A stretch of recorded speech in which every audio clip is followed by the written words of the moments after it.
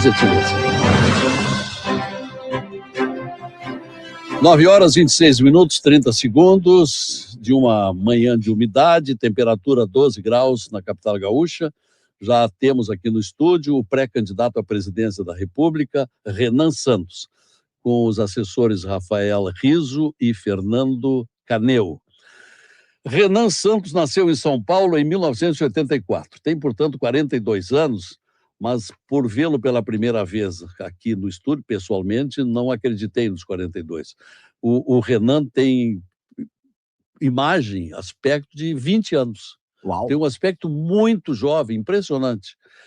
É um ativista, empresário, músico, político, reconhecido principalmente como um dos fundadores e coordenadores do Movimento Brasil Livre, o MBL, que atuou fortemente no impeachment da ex-presidente Dilma. Hoje se posiciona como um nome da nova direita, com forte atuação voltada ao público jovem e pautas liberais. É crítico ácido tanto de Lula quanto de Bolsonaro. Pertence ao partido Missão, que foi aprovado pelo TSE em novembro do ano passado. Seja bem-vindo, Renan. Gostaríamos de ouvir desde logo a sua palavra sobre as pesquisas. Algum tempo atrás você estava lá distante, mas está se aproximando muito de candidatos como Caiado e o Zema. Bom dia. Bom dia a todos os ouvintes. Fico muito feliz com o elogio ao meu aspecto jovial. Lutei muito por isso nas últimas semanas, para dar uma perdida de peso, porque quando você vai viajando, perde os seus hábitos, dorme mal, come errado, você engorda, não tem jeito. E aí eu fui beneficiado por duas coisas, né? Eu comecei a cuidar ali para perder peso, e ainda fui atingido por um protozoário, ou uma bactéria lá no Pará, que, enfim, um lugar que não tem muito saneamento básico, infelizmente, e fiquei muito doente, então isso acelerou meu emagrecimento também, mas eu já melhorei e acho que eu estou mais bonito, então estou feliz em estar mais magro. Você é casado? Não sou. Se você anuncia que é bonito, você está fazendo um chamariz, né? E é isso, eu preciso melhorar minha votação entre as mulheres, né? Tá certo. Tá muito bom. Suas propostas principais, ser eleito. Vamos colocar por ordem de execução. Primeira coisa, presidentes da República, né, e líderes de qualquer coisa, eles precisam saber o que eles querem na hora certa. Então, a primeira coisa que o presidente da República precisa fazer, para todo mundo entender, o Brasil está indo para uma rota de colapso fiscal. É um colapso fiscal. As contas públicas no Brasil estão estourando, e estourando muito rápido. A famosa curva da relação dívida-PIB, ou seja, PIB é o tamanho da economia do Brasil e dívida é a proporção que ela ocupa disso. Ela já está em 80, indo para 90, já 100%, só que a velocidade de subida dela é muito maior do que a dos outros países. A relação dívida-PIB em outras nações pode até ser alta, mas ela não está subindo quanto a brasileira. Então o Brasil está indo para uma rota de quebra. E isso significa que os juros vão ficar cada vez mais altos, que a inflação vai ter que ser usada em algum momento como uma forma de corrigir, e as pessoas vão ficar mais pobres. Então eu vou precisar cortar dívida. E para cortar dívida eu preciso cortar despesa. E despesa eu vou ter que cortar um monte de coisa. Então eu vou fazer uma coisa igual o vizinho de vocês aqui, o Milei, fez, que é avisar para as pessoas, olha, o Brasil está quebrado e nós vamos precisar desesperadamente cortar despesa. Você não teme perder voto com o funcionalismo público? Isso você fala numa necessidade brasileira. Necessidade. Agora, os funcionários públicos não gostam de ouvir isso. Pois é, mas assim, primeiro não se perde o que não se tem. É um tipo de voto, o funcionário público sindicalizado, que eles jamais votariam em mim, primeira coisa. E segunda coisa, vai precisar ser feito de qualquer forma. O funcionário público ele tem estabilidade, o trabalhador comum não tem estabilidade. Então quer dizer que a conta sempre tem que ir para o trabalhador comum que não tem estabilidade, enquanto aquele que tem estabilidade e que eventualmente ganha acima dos demais ou pode se aposentar de acordo com algumas categorias antes que os demais, ele não pode mexer nos privilégios dele. Eu acho isso muito errado. Se eu falar ainda do funcionalismo, especialmente no judiciário, eu estou falando, vou colocar aqui, tá, de categorias que se comportam de maneira criminosa em receber super salários, e isso foi autorizado pelo STF. A STF autorizou os penduricalhos agora. Isso é criminoso. Num país que as pessoas não estão conseguindo mais comer carne, o cara fala, não, o promotor pode receber 100 mil reais no mês. Como é que vai enfrentar esse Supremo Tribunal Federal que se tornou um tribunal político e ativista, não um tribunal judicial? Eu posso emendar já, porque eu não terminei a primeira pergunta, porque a primeira reforma fiscal que eu comentei, que vai cortar despesas, e essas despesas vão influir no judiciário. E isso vai me dar calma, por isso que esse é o ponto. Eu preciso gerar uma calma econômica no Brasil, que é fazer um corte de despesas, aí os mercados vão olhar, o Brasil vai conseguir pagar suas contas. Calma em quanto tempo, Renan? eu preciso fazer na transição, eu preciso fazer esse ano. Eu ganhei a eleição, não vou nem fazer festa. Eu já vou lá para Brasília, eu já vou montar o governo de transição na hora, vou chamar os presidentes dos partidos e falar, preciso passar essa PEC agora o país quebra. E eu já vou negociar, eu vou gastar o capital político da minha vitória inteiro para passar essa reforma fiscal. É o contrário da PEC e da gastança. É o contrário, eu vou fazer o oposto. Eu tenho que gastar, olha que desgraça, o presidente da República vai ter que participar de uma guerra, eu tenho que ganhar no primeiro, eu tenho que ir pro segundo turno, ou seja, ter um grande desempenho no primeiro turno, tenho que vencer o Lula no segundo turno, aí eu tenho que pegar todo esse esforço, eu vou ter que gastar conversando com uma bandidagem do Centrão do Congresso, para falar, preciso salvar o país dos erros que vocês cometeram agora. A bandidagem do Centrão tá boa. Mas é isso que eu vou ter que fazer, bom. Até porque tem um ponto, Tem que enfrentar isso. Vou. Mas sabe quem é o maior inimigo nosso? Eu vou botar aqui, porque assim, a gente tem que ser honesto com quem tá nos ouvindo. O maior inimigo da gente nessa hora vai ser a própria população, que votou em um monte de ladrão. Votou um monte de ladrão para colocar no Congresso na última eleição e vai votar novamente agora. Vou repetir, o povo, de maneira consciente, vai na urna e vai votar em um monte de ladrão. E não tô falando em meio ladrão, tô falando em muito ladrão. Tô falando dos oligarcas de todas as regiões que tem no Brasil, mas a gente vê muito no Norte e no Nordeste. Vão botar assim, cara que comprar voto, e vão botar o cara lá. E esse cara eu vou ter que sentar com ele, vou ter que negociar com esse bandido, com essas centenas de bandidos que vão ser colocados pela população, e vou ter que convencer todos eles a passarem essa reforma na transição. Passou a reforma na transição, Vai Zé? entrar em guerra, mas é uma guerra necessária, precisa muita coragem. Zé Aldo Pinheiro, a sua pergunta? Senador Lazier Martins, antes de mais nada, é uma honra mais uma vez poder participar contigo da entrevista com outro candidato à presidência da República. O Renan, que já estourei no começo, tal qual o meu filho, ele tem o nome porque a mãe dele simpatizava com o Renan Dalzotto, o gaúcho do vôlei. Ele está acenando com a ideia de reproduzir o processo que o Milei fez na Argentina. O Milei reduziu o poder aquisitivo da moeda para controlar a inflação, diminuiu a capacidade das pessoas de comprar, inclusive, remédios. E falo como argentino, cuja família está sofrendo lá. Mas agora ele está colhendo resultados disso. Pretendes passar pelo que ele passou? A situação brasileira não é tão ruim quanto a Argentina. Então, as medidas que nós vamos fazer, elas vão ter uma entrega para as pessoas mais rápida. A Argentina, deixa eu explicar, é uma economia que está, em termos de decadência, 3, 4 passos à frente da brasileira. É como se a Argentina, que estava na mão agora do Fernandes, antes do Milei entrar, olhasse para o Brasil e falasse, eu sou você amanhã. Então nós temos que evitar chegar naquele passo. E a economia brasileira é muito mais dinâmica, e o mundo depende mais do Brasil, especialmente na produção de commodities, mais do que da Argentina. Portanto, se eu faço uma reforma fiscal rápida, o retorno já é muito mais rápido que o da Argentina. Eu vou dar um exemplo, com uma reforma fiscal eu vou poder fazer os juros caírem. Com os juros caindo e com a necessidade de investimento em infraestrutura que precisa no Brasil, vai chover dólar aqui. E vai chover gente com capacidade investidora colocando obras para rodar, então a gente tem um retorno econômico muito mais rápido. O que eu vou falar para as pessoas, igual o Milei falou, eu vou precisar fazer medidas muito duras, as medidas são duras, vocês vão reclamar no começo, mas o retorno virá. E quando vier o retorno, lembre-se que nós fizemos isso. Porque o povo não é retardado, o povo não é imbecil. Por mais que o povo, como eu disse, vote em ladrão, e o brasileiro é apaixonado em votar em ladrão. Ele não pode ver um ladrão que já sai votando. Esse é um problema, o brasileiro é tarado. Vamos ver um ladrão aí. Então, o que acontece? Eu preciso chegar para esse brasileiro, explicar, mas ele entende, porque ele não é retardado, a seguinte coisa: se você ficar doente, você não vai ficar comendo pipoca e algodão doce. Você fica doente, você vai ter que ir pro hospital e vai tomar remédio. A pessoa sabe disso. Eu tô avisando, a economia tá doente, eu vou precisar tomar um remédio. O remédio é sempre amargo. Só que depois do remédio vem a cura. Você precisa ser curado. Então o que eu tô propondo para as pessoas é não fazer o que os políticos fazem nas eleições, que é falar que fica tranquilo, vai ficar tudo bom, vamos ser felizes. Eu falei, não vai ser feliz rápido, vai demorar um pouquinho. Vai precisar fazer, e foi o que o Milei propôs. Sabe por que o Milei não se queimou com o eleitorado nesse período de 1 ano e meio da transição, em que as pessoas perderam o poder de compra, sofreram? Porque ele avisou que isso ia acontecer.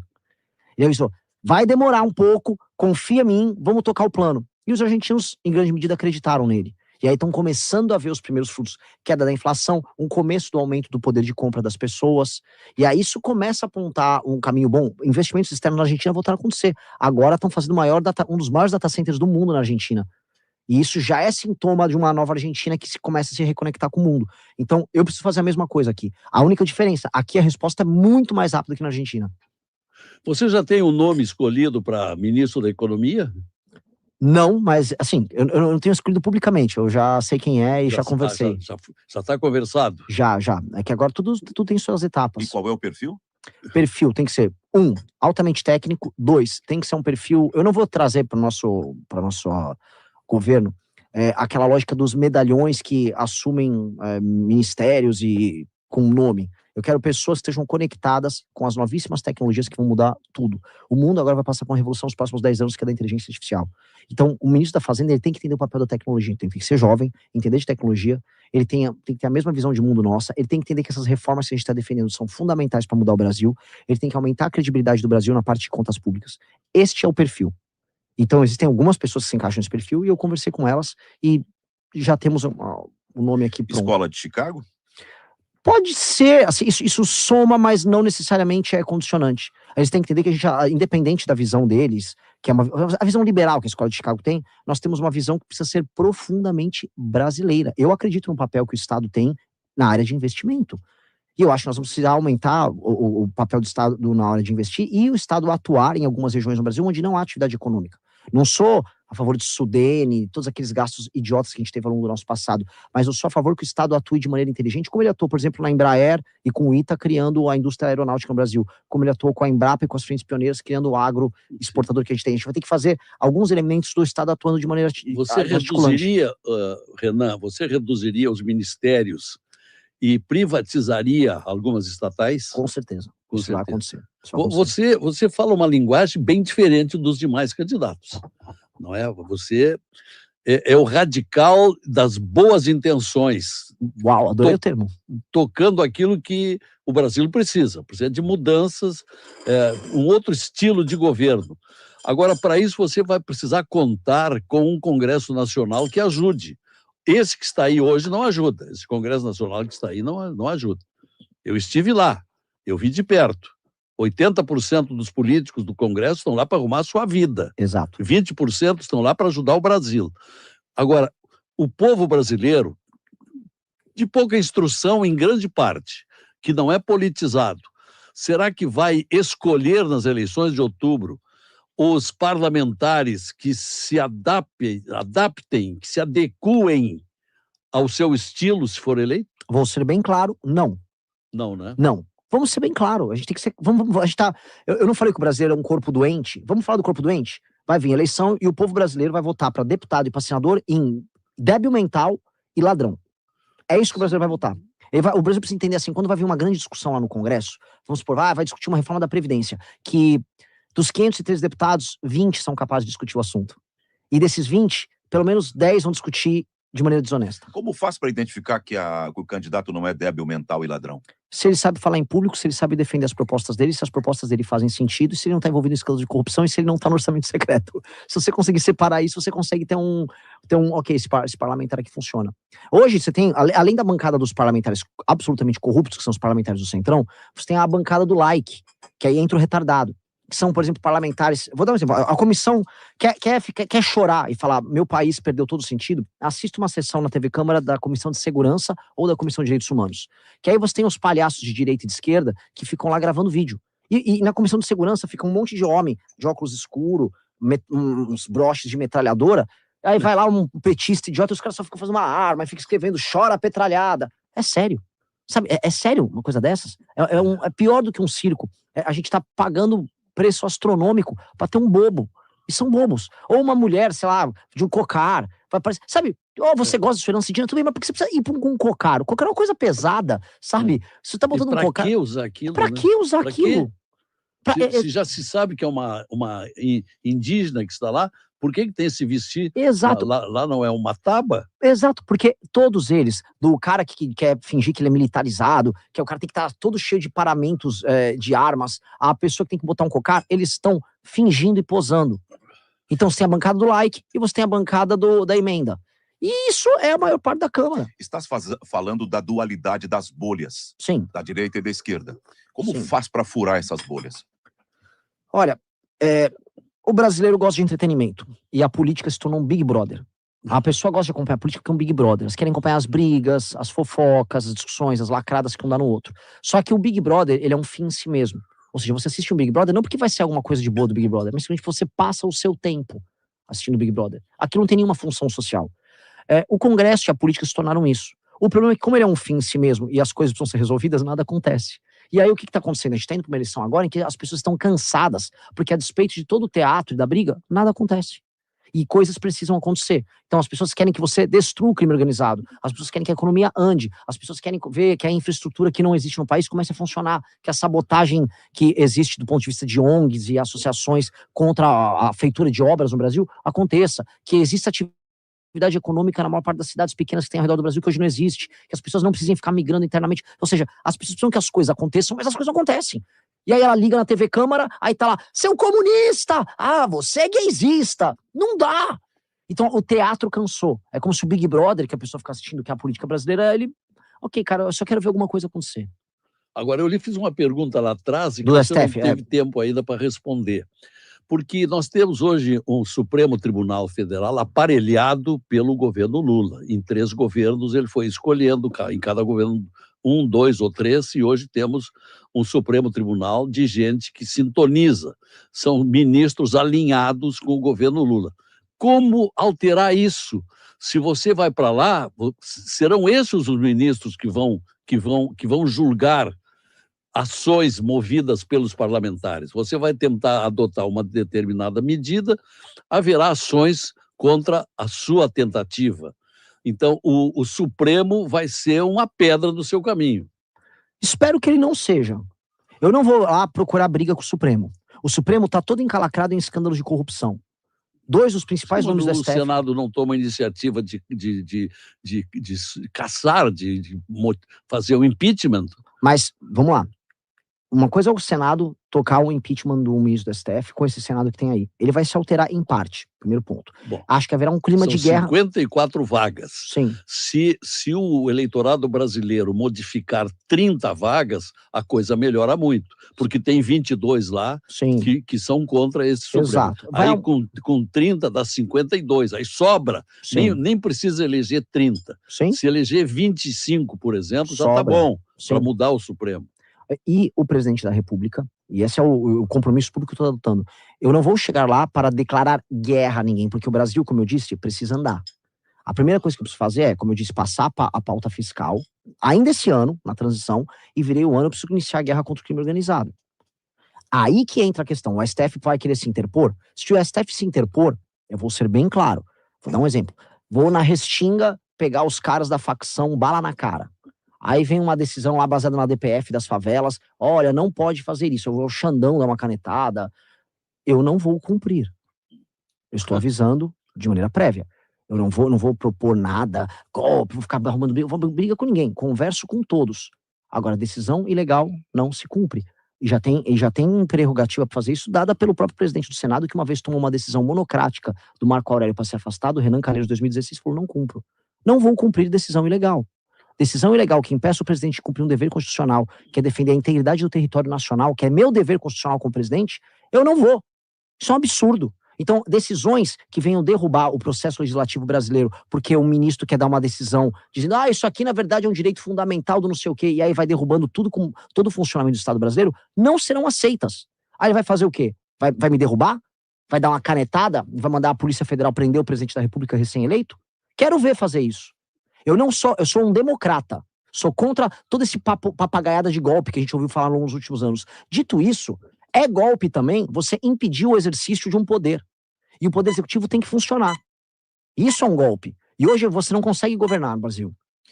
Renan, como tem sido tratado aqui no Rio Grande do Sul pelos gaúchos, e pediria até que fizesse uma comparação do modo como está sendo recebido pelas regiões, porque o sul do país tem enfrentado dificuldades, está se sentindo um pouco vítima de um certo preconceito do atual governo da República. Qual é, nesse teu período de pré-campanha, a percepção que tu estás tendo do trato dos gaúchos para com as tuas ideias e para com a tua pessoa?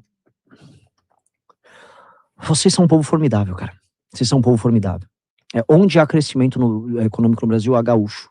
Eu acho que é muito paradoxal a situação dos gaúchos, porque quando eu vou no Maranhão, a melhor região do Maranhão em termos de desenvolvimento é a região de Balsas, região de gaúcho. Quando eu vou na Bahia, a região que mais cresce é a região oeste, gaúchos. Barreiras e Luiz Eduardo. Não é? Quando eu vou para Tocantins, gaúcho. Mato Grosso, gaúcho. Mato Grosso do Sul, gaúcho. É a gauchada toda. Exato. Quando eu vou para o oeste do Paraná, gaúcho. Vocês são um povo formidável, um povo trabalhador, um povo com uma energia expansionista. Rondônia, vamos falar Rondônia? Mesma coisa. Gaúcho. Agora, se eu olho no próprio estado, os gaúchos não conseguem crescer no próprio estado. não tem um paradoxo? Eles são o motor do desenvolvimento de outros estados, e aí, ao mesmo tempo, o próprio estado não funciona. Porque o povo gaúcho tomou decisões muito ruins nas últimas décadas todas, muito parecidas com o do povo da Argentina, de ficar preso em guerras internas, né? Você tem uma versão do peronismo aqui, e vocês têm conflitos internos desde a época dos chimangos e maragatos, essa coisa vem de muito tempo. Então vocês têm aqui, vocês já têm os problemas de vocês, que fazem com que... Temos perdido muitos talentos, gente boa que sai daqui e vai para outros estados. Exato. Grande parte aqui para o lado, Santa Catarina, Exatamente. que é o estado que mais cresce, que mais cresce economicamente no país. Exato. E aí vocês ficaram para trás do Paraná e Santa Catarina. Vocês eram o maior e mais importante estado do Sul. Fomos a quarta economia do Brasil. Exato. Hoje a quarta é o Paraná. Então, o que acontece com o Rio Grande do Sul, né? Esse modelo, essa decadência que aconteceu aqui, é muito resultado das decisões políticas de um estado absolutamente inchado, inimigo do empreendedor, hiperfiscalizações, muito similar ao que aconteceu na Argentina. Vocês têm um paralelo entre Rio Grande do Sul e Argentina gigantesco. Éramos a terceira economia do mundo, falando como argentino. Exato. E aí a sabotagem... É que esse rapaz aqui, ele nasceu na Argentina. Então, sabe esse drama? A gente consegue fazer muitos paralelos entre... Até porque, assim, ó, aqui tinha essa energia que você tem no Paraguai, na Argentina, que é essa coisa de blancos e colorados, essa energia dual, sempre duas forças inimigas brigando entre si. Tanto que as cores eram as mesmas, né? O Chimango Maragato, acho que era branco e vermelho também, o Paraguai tem esse branco e vermelho. A energia de sempre duas facções... Um é vermelho e o outro é branco. Paraguai branco e colorado. Os maragatos vermelhos e os chimangos brancos. Tu tá dando uma demonstração de conhecimento. Qual é a tua formação? Eu abandonei a faculdade de Direito da USP. Eu fiz a faculdade de USP, a gente pode colocar, sem ser muito bairrista, como a melhor faculdade de Direito era, né, do Brasil, a mais tradicional. Então era o vestibular de humanas mais difícil de passar. Eu sempre fui um garoto muito estudioso quando era jovem. Abandonei a faculdade no meio do curso porque eu quis começar a trabalhar. Eu sempre fui muito ansioso, queria trabalhar, ser empresário e ter minhas aventuras. Eu estudo por conta própria, eu amo história. Eu amo história, amo história. Inclusive o nome do meu partido, tem a ver com coisas muito gaúchas aqui, né? Missão, né? Aqui tem a região das missões, teve todo o caso, vamos dizer, do enfrentamento dos jesuítas, a colônia. Os nossos bandeirantes, meu povo de São Paulo veio aqui causar, né? Com as missões, mas o que eu quero dizer, assim, eu amo história e eu amo entender os processos históricos, como a gente pode usar eles a nosso favor para tornar os nossos desejos realidade, né? Então, sim, eu gosto disso. E aí eu tô analisando essa alma, esse problema do gaúcho, porque se ainda tiver a italianada que veio pra cá, italiano... Meu avô era um... Alemães e italianos. É que o italiano é mais complicado. O italiano é mais complicado. O italiano é muito sindicalizado. E o italiano que veio pra cá, no começo do século XX, foi o mesmo que veio pra São Paulo, que adora arrumar uma briga. O italiano adora. Foi a mesma coisa pra Argentina. Então esse problema do italiano anarquista, da cultura anarco-sindicalista, veio muito forte. E aí você criou uma cultura de esquerda muito aguerrida, muito briguenta nesses países, que colapsou Rio Grande do Sul, colapsou a Argentina, o Uruguai meio que escapou ali, e eu acho que agora a gente tem que trazer uma cura para isso, porque aqui vocês têm um capital humano muito bom, muita qualidade. Tem que resolver isso, e aí entra o papel do Sul. O Sul é um lugar autônomo e autossuficiente do ponto de vista econômico. Poderia ser mais. E eu falo isso como um paulista. São Paulo é, na prática, o estado mais roubado de todos pelo Pacto Federativo. O governo federal, no PT, ele tem um sistema de relações em que ele precisa, e antigamente eu achava que isso era conversa mole, achava que isso era papo de tiozão do Zap, mas não é. O PT precisa que as pessoas dependam do Estado. É verdade. Então, como vocês são autônomos, o PT tem raiva de não poder controlá-lo, de não poder encilhar vocês. E aí ele vai usar argumentos, vocês são brancos, vocês são racistas, que é o argumento que ele usou sobre os catarinenses, vocês não gostam do povo de não sei o que. Isso é conversa mole. Isso sempre foi conversa mole. E essa conversa mole tem que ser rechaçada. Renan, como é que vai ser o seu debate com o Lula na televisão? Será engraçado. É engraçado. Será engraçado, as pessoas vão se entreter. Não sou um palhaço, mas eu sou, pelo menos, uma pessoa verdadeira. Você então, vai mexer com ele, né? Eu vou lembrar de algumas coisas que ele fez na vida dele. Eu vou ser bem claro sobre essas coisas. Não tem medo de tomar uma cadeirada? Não. Tá lembrando do... Não, eu não acho que vai estar... O Lula não tem a energia do Datena pra me dar uma cadeirada. Se for eleito presidente da República, uma situação com a qual tu vai te deparar brevemente. A inviabilidade da Previdência Nacional. O déficit da Previdência só cresce. Como vai resolver isso? Como eu disse, a reforma fiscal que eu pretendo fazer na transição, ela vem embutida nela uma reforma da Previdência, paramétrica. O projeto já está protocolado, inclusive. Vai ter que mexer na Previdência. E vamos ter que mexer nas desigualdades da Previdência. Ficou muito setor de fora da Previdência. Previdência, eu vou te falar outra coisa, renúncias fiscais são problemas gigantescos que não precisa mexer. Previdência, eu vou te comentar um negócio sobre gaúcho, tá? Vocês perderam um monte de indústria aqui por conta de renúncias fiscais em outros lugares. A indústria calçadista aqui saiu Muita coisa saiu daqui do estado. Você foi para o Ceará, principalmente para Paraíba, né? Eu visitei essas empresas no Ceará, a Grendene, no Ficamos caso. ainda com um quantum bastante bom, mas perdemos muito. Sim. Porque lá a mão de obra era mais barata e os governos estadual e municipal ofereciam muito, e aqui ofereciam um pouco. Uhum. Mas o que nós vamos fazer? Né? A questão toda é que vocês também não tinham como oferecer nada na guerra fiscal, porque vocês começaram a gastar tanto com inchaço da máquina pública, igual a Argentina, que vocês precisam arrecadar no fim do dia, né? São tantas coisas que a gente tem vontade de perguntar, né, Lazier? Quais as tuas propostas para a educação básica e para o ensino superior? Bom, eu já vi, eu até fui cortado pelo Lazier, eu tô falando muito, né? Eu tenho que tentar me enxugar aqui. Não Vamos tem lá. problema. Mas, Lazier, tu tem que ser como tu é. A gente sente necessidade de perguntar. Mas lógico, também. é que eu tenho que ir rápido, Lazier, porque senão eu começo a falar muito, vocês vão ficar, pô, fica quieto, garoto. Então vamos lá. O que eu preciso? As crianças estão saindo da escola semi-alfabetizadas. Nós temos um problema de alfabetização no ensino básico.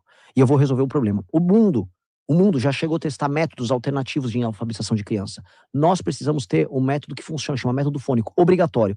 Hoje não é obrigatório. Lembra quando o senhor ou você aprenderam a falar, lembra do B, a ba, bebi, bobu, vá, vevi, vovu, lá, leli, lolu? Hoje não é assim. Hoje muitas escolas usam métodos que foram inventados, por exemplo, na Inglaterra, que não, a própria Inglaterra abandonou, Estados Unidos abandonou. O método tem que ser um método fônico. O professor tem que ter autoridade. Repetência de ano tem que ser regra. Não cumpriu a pontuação que você precisa passar de ano, vai repetir de ano. Por quê? Porque senão você não consegue chegar até os 12 anos sabendo ler, escrever e recitar, declamar. Se uma criança não sabe com 12 Aqui anos... pode ser reprovado em até 3 matérias e passa adiante. Exato. Você precisa cumprir as matérias para passar de ano. Qual é o teu modelo? É o modelo de Sobral? O modelo de Sobral conta muito, porque é um modelo que estabelece sistemas de incentivo para escolas que têm melhor desempenho. Nós vamos aplicar isso em maneira nacional, com premiação em dinheiro para a escola, em dinheiro para o diretor da escola e em dinheiro para os professores. O professor, comigo, vai ser o seguinte, você vai ter seu salário, eu não vou ficar aumentando automaticamente o salário de todo mundo. Se a sua escola bate uma meta, aí você vai ganhar num ano um baita de um prêmio. Prêmio em grana. Quero interesse pecuniário do professor nisso. Só que não tem que ficar só nele. Um dos problemas, lembra que eu falei, brasileiro gosta de votar mal? Brasileiro, vou perder voto, mas vou ser sincero, o brasileiro não liga para educação.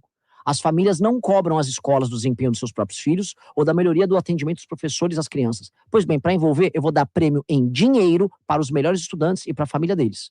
Então, o aluno tirou nota alta, eu vou acabar com aquele pé de meia que só paga pela frequência e eu vou pagar para os melhores alunos. E os alunos especiais de escola pública, vamos botar um exemplo aqui para tratar da questão de cota, aquele menino negro, aquela menina negra, ou branco, não importa, mas eu tô falando que foi bem na escola pública, tá tirando notas bem altas, eu vou pegar ela e vou dar uma bolsa de estudos na melhor escola da região dela, para ela poder concorrer no vestibular sem precisar de cota. Muito bem. E como você vai enfrentar um dos maiores males do Brasil, do tráfico de drogas? Mas essa vai ser a parte gostosa do nosso governo, porque é um governo de repactuação nacional. Eu vou devastar o tráfico de drogas. Como é que faz isso? Nós vamos alterar... Primeiro, a gente precisa subir todas as penas para crimes violentos no Brasil, novamente. Precisamos subir as penas. Nós precisamos mexer nas leis de execução penal, que é a famosa LEP. Nós temos que acabar com a progressão de pena. Isso tem que eliminar o poder discricionário que o juiz hoje tem. Para traficantes tem que acabar mesmo. Eu acho que progressão de pena tem que existir para alguns crimes não violentos e só.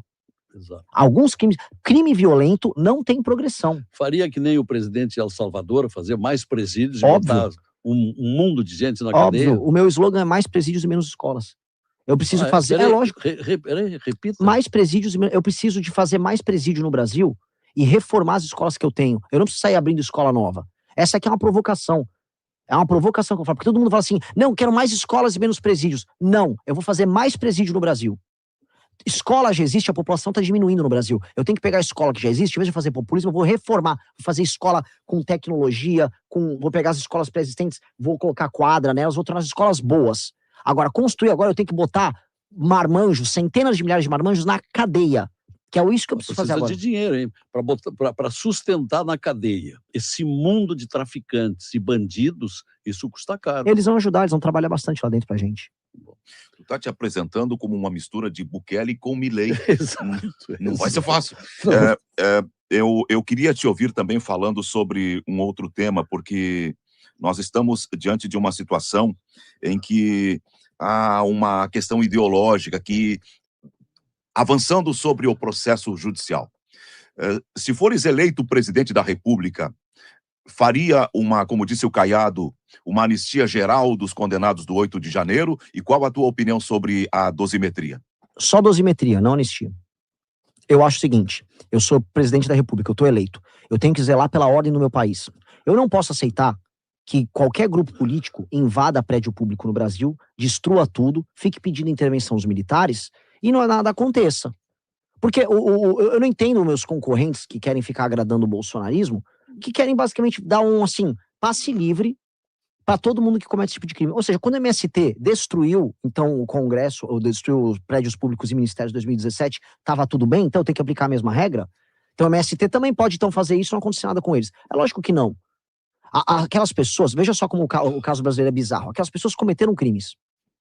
Ao mesmo tempo, elas não tiveram o direito a um julgamento justo, porque elas foram alvo de um julgamento anômalo do senhor Alexandre de Moraes. Bizarro, julgamento político. Por que a dosimetria é necessária? Porque é uma ação política vinda do Congresso, avisando o seguinte: nós vamos sopesar o crime que foi cometido com a ausência de um julgamento justo. E vamos ajustar as penas para elas ficarem menores. E quem foi alvo... É porque não houve individualização da pena. É isso. Os casos tiveram audiências... Foi a mesma pena para pessoas de protagonismos diferentes. Exatamente.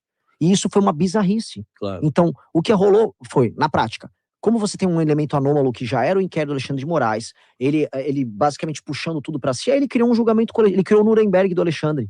Então ele criou o julgamento dele, você tinha audiências coletivas. Audiência coletiva você vê em guerra. Então você botava numa audiência online, vários réus com advogado, ninguém tinha como individualizar a sua própria relação. Foi bizarro. Então assim, agora, dá uma anistia, aquelas pessoas não... O Congresso Nacional, o STF, não foram destruídos por um sujeito, foram milhares de pessoas que invadiram e aquelas pessoas sabiam o que estavam fazendo. Porque se eu for só anistiar o cometimento de crime, meus amigos, aí uma pessoa que vai te assaltar na rua ou um pichador que eu quero prender, vai falar, poxa, mas eu também quero. Programas sociais, Bolsa Família. Tem que ser reajustado. Quando digo reajustado, não é reajustado no valor, reajustado no modelo. Qual é o modelo do Bolsa Família hoje? Hoje um rapaz de 25 anos consegue Bolsa Família em qualquer lugar do Brasil. Hoje uma moça consegue Bolsa Família sendo uma pessoa saudável. Essas pessoas têm que ter uma opção de trabalho antes. Se elas não tentarem arrumar um emprego e querem ficar no Bolsa Família, o Bolsa Família é cortado. Ela tem que provar que está tentando arrumar um emprego. 2, se ela arruma um emprego, ela continua com o Bolsa Família mais tempo para você fazer a transição. Você tem que criar um incentivo a pessoa arrumar um emprego formal. E 3, aí com a sensibilidade de eu ser hoje o único dos pré-candidatos que está rodando o interiorzão do Brasil, especialmente das regiões mais pobres do Brasil. Tem cidades no Brasil que não têm atividade econômica, e se você tirar o Bolsa Família, as pessoas morrem de fome na hora, ou migram para cidades, favelizando as cidades. Essa é a verdade. Tá? Isso é verdade. Então, o que você vai precisar fazer? Frentes de trabalho com o governo federal nesses municípios. Eu vou botar frente de trabalho. Já tem candidata, já tem nome para a vice-presidência? Estamos discutindo com 3 nomes e não posso... Mas será do Nordeste ou do Sul? Vai ser de qualquer lugar. Não, isso é importante. Não é não. Lazier, eu vou te falar, isso é papo de marqueteiro. Eu não confio muito em papo de marqueteiro. As pessoas querem ver um projeto honesto, não importa de onde as pessoas vieram. As pessoas querem alguém que olhe para os problemas dela de maneira igual. O crime organizado, como você citou, do tráfico de drogas, ele está matando gente no Ceará e no Rio Grande do Sul. Então, se as pessoas verem que eu trago alguém para cuidar desse tema, não importa se é um gaúcho, se é um paraibano, se é um paulista, as pessoas querem uma solução pro caso. Olha, senhor Renan Santos, você é nascido em São Paulo, né? São Paulo, na Moca, bairro dos italianos. E quais são, não teve cargo público já? Não. Essa pergunta vai ser bombardeada. Hein? Pode bombardear. Eu posso mostrar que a Dilma teve, que o Jânio teve, que o Collor teve, e todos tomaram impeachment. Ela vai ter que fazer um ministério de alta classe. Né? É isso que eu vou fazer, o melhor da história. Muito bem. Então, senhor Renan, vai ficar mais tempo pelo Sul?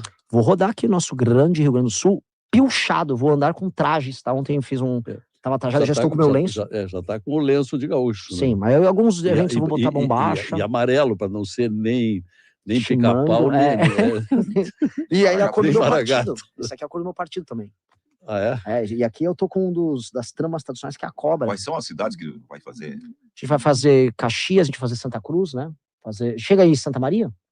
Não vamos Santa Maria, vamos fazer... A gente vai passar em Canoas. Então, vai com italianos em Caxias e com alemães em Santa Cruz. Exato.